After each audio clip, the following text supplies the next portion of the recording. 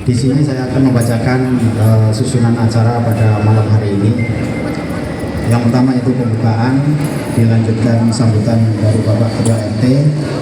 Yang ketiganya yaitu sambutan dari Bapak Erwin apabila bisa hadir. Yang keempatnya yaitu Skapur Sirih dari seksi rohani yaitu Bapak Karman. Selanjutnya atau menuntut ilmu, bahwa Rasulullah bersabda bahwa setiap muslim diwajibkan untuk menuntut ilmu dari buayan hingga liang lahat. Artinya setiap muslim itu wajib menuntut ilmu diri sendiri, itu dari lahir sampai meninggal. Yang dimaksud dengan menuntut ilmu ini adalah ilmu agama, bukan ilmu tentang dunia. Kalau ilmu tentang dunia, kemungkinan kita sudah sama, sudah tamat SMA, sudah S1, kita sudah nggak perlu belajar lagi, nggak apa-apa. Tapi kalau ilmu tentang agama, tentang akhirat, kita dituntut oleh Allah itu belajar sampai akhir hayat, sampai meninggal. Jadi jangan berpikiran kita sudah tua nggak menuntut ilmu gitu ya. Tapi berbeda menuntut ilmu kita kan, kita udah tua, itu disesuaikan dengan kondisi pekerjaan dan kondisi sebagainya. Alhamdulillah pengajian ibu-ibu RT 02 itu berjalan, dan pengajian dan bapak-bapak juga berjalan. Itu salah satu dari kita menuntut ilmu. Jadi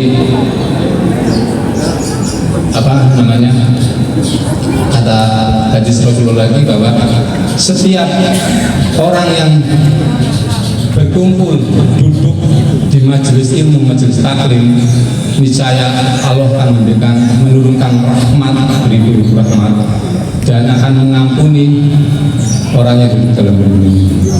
Dan Allah akan menurunkan malaikat-malaikatnya untuk menaungi orang-orang yang duduk di majelis ilmu. Itulah pertemuan orang di majelis ilmu. Sehingga kalau kita mungkin dibukakan matanya, kita lihat ke atas langit, itu ribuan malaikat lagi menaungi kita, Pak. Sayap-sayapnya lagi mengepakkan. Kita tahu sendiri, mungkin saya boleh bertanya, berapa sih sebenarnya? Tenang saja Pak, tuh di atas itu ada malaikat, jangan takut. Setiap malaikat itu dikaruniai, ada yang 2 sayap, ada yang 3 sayap. Dan malaikat yang paling agung, malaikat Jibril itu menurut riwayat ada yang 600 sampai 700 sayap. Dan setiap sayapnya yang dikepakkan itu bisa menutupi dunia dari timur sampai barat. Itu satu sayap malaikat Jibril. Jadi rahmatnya itu yang di sini itu mendapat rahmat. Dan malaikat itu diutus ke bumi ini yang lagi tolak bumi ini, itu dijadikan wali-wali oleh Allah buat kita. Bahasa kasarannya wali itu konco, Pak, konco. Jadi malaikat itu buat teman kita nanti. Setelah nanti acara tolak bumi ini selesai, itu malaikat akan lapor kepada Allah Ta'ala, ya Allah, si fulan itu dia ikutin pengajian ya Allah. Terus apa yang dia inginkan? Ampunanmu ya Allah. Terus apa yang diinginkan? Surgamu ya Allah. Loh, apa tuh si fulan kalau surgaku? Kata Allah, kata malaikat, belum ya Allah. Seandainya si fulan itu tahu surgamu, niscaya dia akan berdoa terus menerus nyampe akhir hayatnya untuk meminta surgamu ya Allah. Terus apa yang ditakutkan si fulan? Kata Allah, kata malaikat, dosanya ya Allah dan nerakamu ya Allah. Apakah si fulan tahu nerakaku? Kata Allah, tidak. Seandainya si fulan tahu nerakaku, niscaya, kata malaikatnya, seandainya si fulan tahu nerakamu ya Allah, niscaya dia akan nangis darah untuk meminta jangan dimasukkan ke dalam neraka. Oke, tidak kabarkan pada si fulan bahwa dosanya diampuni, diberikan rahmat dan Allah ridho kepadanya. Setiap malaikat ini satu-satu orang itu dikasih malaikat itu adalah lapor. Ada satu malaikat itu lapor sambil malu-malu. Ya Allah, ya Rob, saya yang kebagian ya Rob, semuanya sudah pada ngaji semua. Saya yang kebagian satu orang itu aja cuma duduk sebentar, dia pulang ya Allah. Kenapa pulang? Dia si tiga Bapak, jadi pulang dulu sampai selesai. Tetap walaupun dia cuma duduk sebentar, kata Allah, dia tidak luput dari rahmatku, dari ridhoku, dari ampunanku. Hanya walaupun duduk sebentar di majelis ini, nggak apa-apa, sama pahalanya. Terus ada lagi malaikat yang malu-malu lagi. Ya Allah, saya nggak kebagian, yang duduk sebentar juga kebagian. Saya cuma bagian orang yang melirik doang ya Allah. Dia lewat. Kenapa dia lewat? Dia mau ikut pengajian tapi ada urusan ya Allah.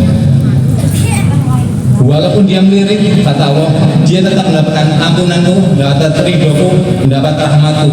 Karena lirikannya itu dia sebenarnya ingin ngaji. Jadi niatnya itu juga udah ngaji. Terus manfaat dari ngaji itu apa? Karena setelah kita selesai ngaji, itu hati kita tentrem. Kenapa tentrem?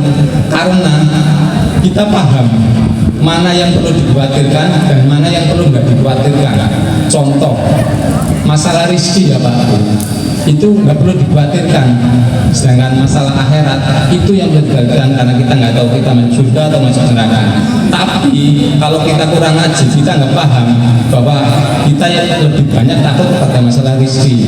Padahal dalam surat Hud ayat 6 bahwa tidak ada satu binatang melata pun di bumi ini kecuali sudah dijamin rezekinya oleh Allah Taala. Jadi kita semua itu perumpamaan saja, gabah itu binatang melata itu aja sudah dijamin rezekinya kalau kita sebagai manusia. Mungkin anu dan gemis kita akhiri saja. Bila dari saya, wassalamualaikum warahmatullahi wabarakatuh. Waalaikumsalam warahmatullahi wabarakatuh.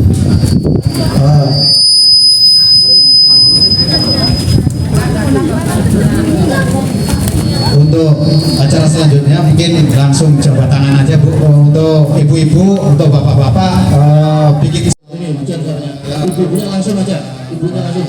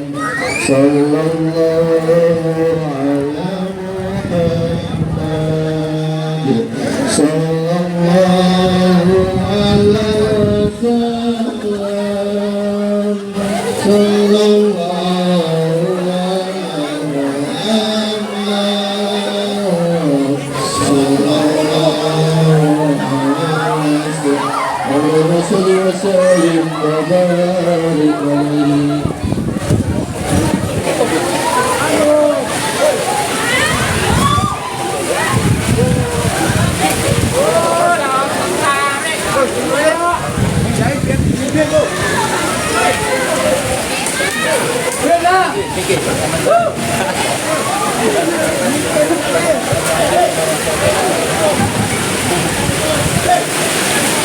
Kacau, kacau. Halo, halo. Guyur hujan. Hujan. Gimana nih bang? Hujan kita ya? Aduh. Pengalaman. Hai, belum ngopi juga, aduh. Gimana Pak Ustadz? Aduh, hujan Pak Ustadz. Kacau nih. Belum kaya.